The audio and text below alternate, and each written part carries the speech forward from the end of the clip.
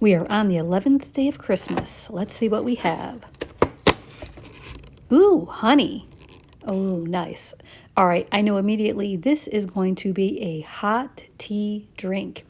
And hot tea pairs beautifully with any London Dry, and I happen to have Tanqueray, so that's what I'm going to use. Now, feel free to make this for 2 people, so I'm just putting in half of that jar of honey. And this is just some hot black tea, and we are going to just pour a little bit in to loosen up that honey and give it a nice stir. That should do it. Here's how this goes from good to amazing.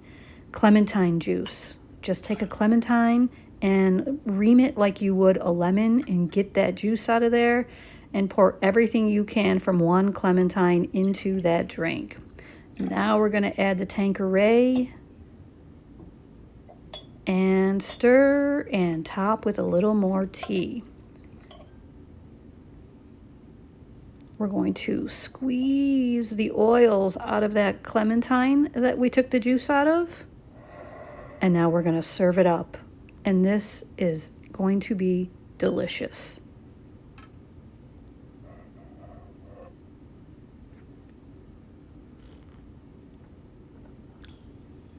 That's good.